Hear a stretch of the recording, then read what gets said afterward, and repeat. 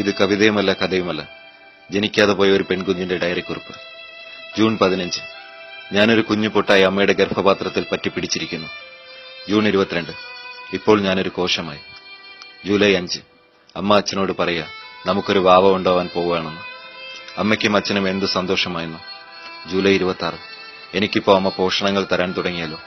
അച്ഛമ്മ പറഞ്ഞു അമ്മയോട് നന്നായി ഭക്ഷണം കഴിക്കാൻ. ആഗസ്റ്റ് 3. അമ്മ സുന്ദരിയായി പുറപ്പെട്ടിരിക്കുകയാണ് സ്കാനിങ്ങിന് പോവാൻ. അച്ഛൻ അമ്മയെ മെല്ലെ സൂക്ഷിച്ചാണ് കാറിൽ കൊണ്ടുപോണേ, എനിക്ക് ഇളക്കം തട്ടാതിരിക്കാൻ.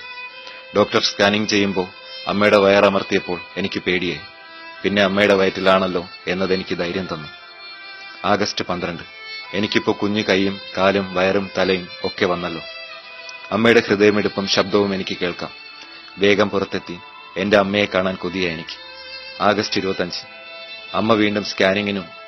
അച്ഛൻ ചോദിക്കുക ഡോക്ടറോട് ഞാൻ എന്ത് വാവയാണെന്ന്. അപ്പോൾ എനിക്ക് ദേഷ്യം, സങ്കടം ഒക്കെ വന്നു. ഞാൻ ആദ്യമായി അമ്മയെ എന്റെ ഇളക്കത്തിലൂടെ എന്റെ പ്രതിഷേധം അറിയിച്ചു. ഞാൻ അനങ്ങിയപ്പോ അമ്മയുടെ സന്തോഷം കാണേണ്ടത് തന്നെ. ഡോക്ടർ പറഞ്ഞല്ലോ ഞാൻ പെൺകുട്ടിയാണെന്ന്. എനിക്കും സന്തോഷമായി. നല്ല ഉടുപ്പുകളൊക്കെ ഇട്ട് അങ്ങനെ നടക്കാലോ.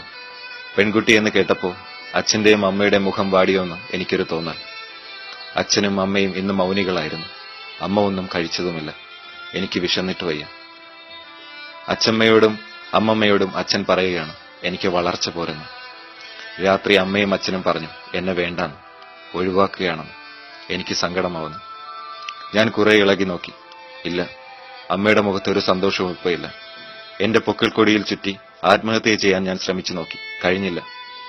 എന്റെ കുഞ്ഞിച്ചുണ്ടുകൾ വിതുമ്പാൻ തുടങ്ങി. സെപ്റ്റംബർ 3. അമ്മയും അച്ഛനും ആശുപത്രിയിലേക്ക്, എന്നെ കളയാൻ. ഓപ്പറേഷൻ ടേബിളിൽ അമ്മയെ ഡോക്ടർ സൂചി വെച്ചപ്പോൾ അമ്മയ്ക്ക് വേദനിച്ചപ്പോൾ എനിക്ക് സങ്കടം വന്നു. പാവ എന്റെ അമ്മ. അരണ്ട വെളിച്ചത്തിൽ ഡോക്ടർ മൂർച്ചയുള്ള ആയുധങ്ങളുമായി എന്റെ നേർക്ക് വന്നപ്പോൾ ഞാൻ പേടിച്ചു മാറി. എന്റെ പ്രതിഷേധം വകവയ്ക്കാതെ എന്റെ കുഞ്ഞു കാൽവിരലുകളെ അവർ ആദ്യം നുറുക്കിയെടുത്തു. വേദന കൊണ്ട് ഞാൻ പുളഞ്ഞു. പിന്നെ എന്റെ കാലുകൾ, കൈകൾ, ഉടൽ എല്ലാം 15 മിനിറ്റ് കൊണ്ട് അവർ കലക്കിയെടുത്തു. 4 മാസം പ്രായമുള്ള ഭ്രൂണമാണെങ്കിലും എനിക്കുമുണ്ടായിരുന്നു ആത്മാവ്. ഞാൻ കണ്ടു അമ്മയുടെയും അച്ഛന്റെയും മുഖത്ത് സന്തോഷം. അങ്ങനെ എന്റെ ആത്മാവും നിലാവിന്റെ കൽപ്പടവുകൾ കയറി യാത്ര തുടർന്നു. ഇനിയുള്ള കുറിപ്പിന് തീയതികളില്ല. കലണ്ടർ തൂങ്ങാത്ത ചുവരുകളില്ലാത്ത ലോകം. ആദ്യം എന്നെ പേടിപ്പിച്ചെങ്കിലും പതുക്കെ മനസ്സ് തണുത്തുകൊണ്ടേയിരുന്നു.